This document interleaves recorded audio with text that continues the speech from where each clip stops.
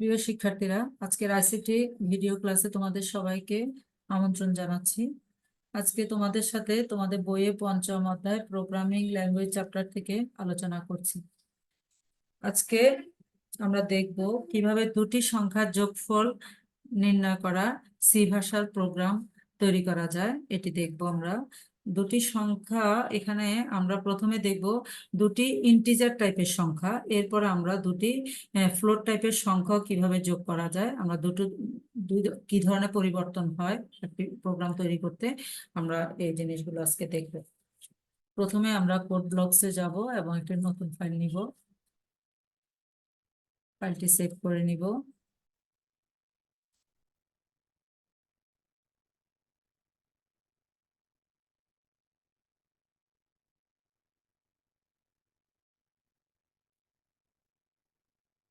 আমার প্রোগ্রামটির উদ্দেশ্যটি আমি কমেন্টে লিখে রাখলাম।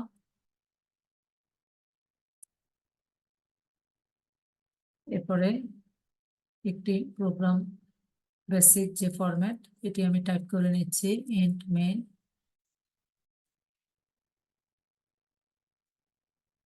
Second bracket.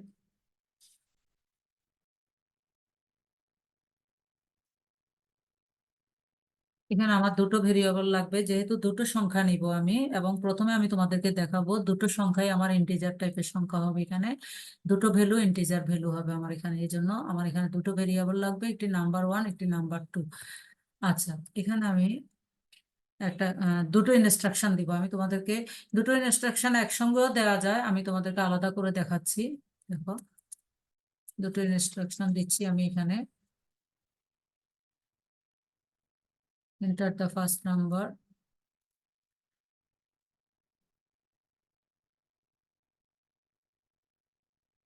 স্ক্যানএফ।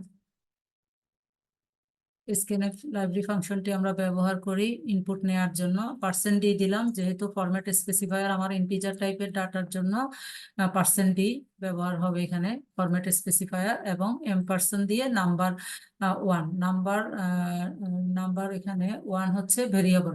নাম্বার 1 ভেরিয়েবলের মধ্যে আমার যে পার্সেন্ট ডি, এটা হচ্ছে একটা ইন্টিজার টাইপের ভ্যালু এখানে আমি দিব।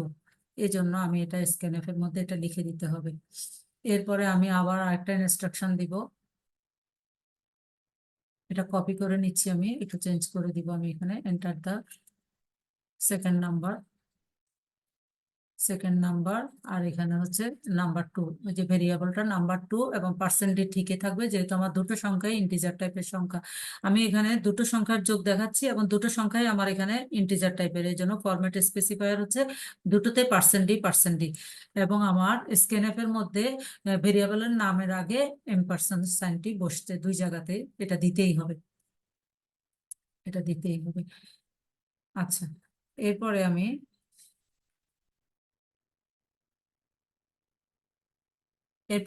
সাম, এই যে দুটো সংখ্যা দিব, দুটো সংখ্যা আমি দুটো ভেরিয়েবল যে ডিক্লেয়ার করলাম, এটার সাথে আমাকে সাম যোগফলটি রাখার জন্য আমাকে এখানে সাম আরেকটি ভেরিয়েবল এখানে আমাকে নিতে হবে। আচ্ছা, এখানে আমি এই যে দুটো সংখ্যা যোগ করব, এই জন্য সাম এখানে আমাকে আবার সাম লিখে দিতে হবে, নাম্বার 1 নাম্বার যোগ নাম্বার 2।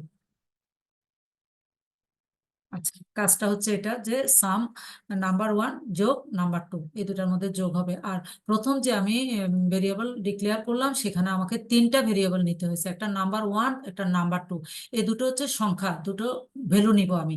আর সামে হচ্ছে এই দুটো ভ্যালুর যোগটা রাখবো, এই জন্য সাম আরেকটা ভেরিয়েবল আমাকে নিতে হলো।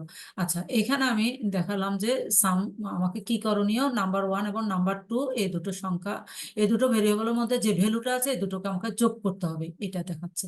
এরপরে দেখো, প্রিন্টের আউটপুটটা আমি দেখতে চাচ্ছি।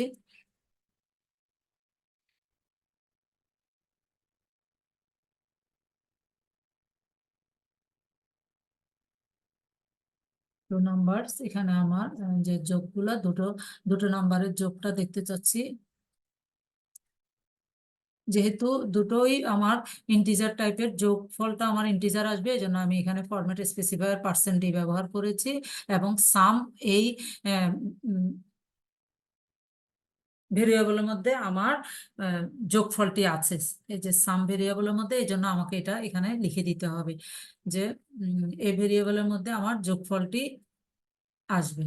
ঠিক আছে, পার্সেন্ট ডি, যেহেতু পার্সেন্ট ডি দিলাম কারণ আমার দুটো ইন্টিজার টাইপের ভ্যালু যোগ করলে আমার যোগফলটিও আমার ইন্টিজার টাইপের ভ্যালু আসবে, এই জন্য আমার ফরম্যাট স্পেসিফায়ার হচ্ছে পার্সেন্ট ডি।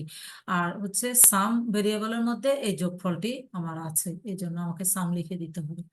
এরপর আমরা আউটপুটটি দেখি, বিল্ড অ্যান্ড রান।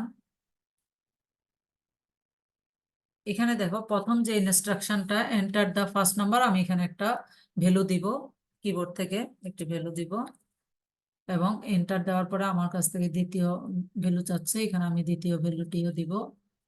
দেওয়ার পরে enter the sum of two numbers 88, আমি প্রথম ভ্যালুটি দিয়েছি 23 এবং দ্বিতীয় ভ্যালুটি দিয়েছি 65। দুটোর দেখো print the sum of two numbers 88, তার মানে আমার আউটপুটটি আসলো ঠিকভাবে। আশা করি এখানে আর কোনো, আচ্ছা এরপরে তোমাদেরকে দেখাবো আমি কিভাবে দুটো সংখ্যা আমি যোগ করব, কিন্তু এটা ইন্টিজার টাইপ না, ফ্লোট টাইপের। তাহলে ফ্লোট টাইপের ভগ্নাংশ সংখ্যা কিভাবে, দুটো ভগ্নাংশ সংখ্যা নিয়ে আমি কিভাবে যোগ করে সি ভাষায় আমি প্রোগ্রামটি লিখতে পারি, তোমরা একটু দেখো। এটার মধ্যে আমি একটু পরিবর্তন করে নিব, একটু দেখো কি কি পরিবর্তন। এখানে আমি ইন্টিজার আইএনটি লিখতে পারবো না, এখানে ফ্লোট লিখতে হবে, যেহেতু আমার টাইপ হচ্ছে, ডাটার টাইপ হচ্ছে ফ্লোট টাইপ, এই জন্য এখানে ফ্লোট লিখে দিতে হবে। কিন্তু নাম্বার ওয়ান নাম্বার টু ঠিকই আছে, এখানে আমার ভেরিয়েবল একটার নাম নাম্বার ওয়ান আর একটা হচ্ছে নাম্বার টু, এই দুটো ভেরিয়েবলের মধ্যে আমার দুটো ভ্যালু থাকবে, দুটো ভ্যালুই আমার ফ্লোট টাইপের ডাটা থাকবে। হ্যাঁ, এরপর সাম নামে আরেকটি ভেরিয়েবল থাকবে, যেটা এই ফ্লোট দুটা ভ্যালুর যোগফলটা এই সামের মধ্যে থাকবে। আচ্ছা, এরপরে দেখো এন্টার দা ফার্স্ট নাম্বার, তারপরে এখানে পার্সেন্ট ডি হবে না, এখানে পার্সেন্ট এফ হবে, যেহেতু এটা ফ্লোট টাইপের। আমরা জানি ফরম্যাট স্পেসিফায়ার ফ্লোটের জন্য হচ্ছে পার্সেন্ট এফ। হ্যাঁ, এম পার্সেন্ট নাম্বার ওয়ান এটা ঠিকই থাকবে আমার। এরপরে এখানে পার্সেন্ট ডিটা চেঞ্জ হয়ে যাচ্ছে, দেখো স্ক্যানএফ এর এখানে পার্সেন্ট ডিটা চেঞ্জ পার্সেন্ট এফ হয়ে যাবে। তাহলে sum number one number two, print the sum of two numbers, এখানে পার্সেন্ট ডি হবে না, যেহেতু দুটোই ভগ্নাংশ সংখ্যা যোগ করবো, এখানে আমার ভগ্নাংশ আসবে, সুতরাং পার্সেন্ট এফ হবে। এই সামান্য একটু পরিবর্তন হয়ে যাবে, এইটাই শুধু, আর কোনো আর কিছুই পরিবর্তন হবে না, সবই ঠিকই থাকবে। তাহলে আমরা দেখলাম দুটো সংখ্যার যোগফল, দুটো ইন্টিজার টাইপের সংখ্যা হতে পারে, ইন্টিজার টাইপের ভ্যালু হতে পারে, দুটো ফ্লোট টাইপের ভ্যালু দিয়েও আমরা করতে পারি। হ্যাঁ, তাহলে তোমরা লক্ষ্য করো পার্থক্যগুলো। এরপর আমরা আউটপুটটা দেখি। এখানে আমার ওই যে ইনস্ট্রাকশন দিয়ে দিয়েছিলাম, এই জন্য এখানে আমাকে কিবোর্ড থেকে ভ্যালুটা দিতে হবে, আমাকে অবশ্যই এখানে ওই যে ফ্লোট টাইপের ডাটা দিতে হবে। দেখো, এরপরে দ্বিতীয় সংখ্যাটি চাচ্ছে, সেখানেও আমাকে ফ্লোট টাইপের একটা ভ্যালু দিব আমি।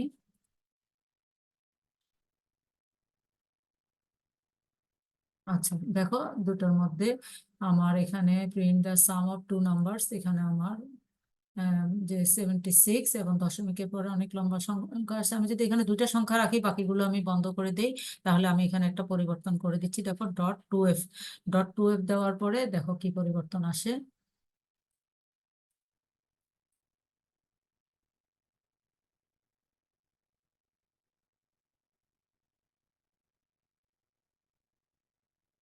আচ্ছা, 76.38, তার মানে আমি যে ওখানে ওই যে ফরম্যাট স্পেসিফায়ার মধ্যে আমি পার্সেন্ট এফ ছিল, তখন ওখানে পার্সেন্টের পরে ডট টু এফ দিয়ে দিয়েছি, তার মানে দশমিকের পরে আমার দুটো ডিজিট আসবে। এখন দেখো, না হয় ওটা যদি টুটা না লিখতাম তাহলে ওই যে 6টা ডিজিট আসে আর কি, এখানে ডিফল্ট অবস্থায় 6টা ডিজিট আসে। আর আমি যদি টু এফ লিখে দিই তাহলে আমার দেখো 76.38 আসলো। আচ্ছা, আশা করি বুঝতে পেরেছো। তাহলে আজকে ক্লাসটি তাহলে এই পর্যন্তই।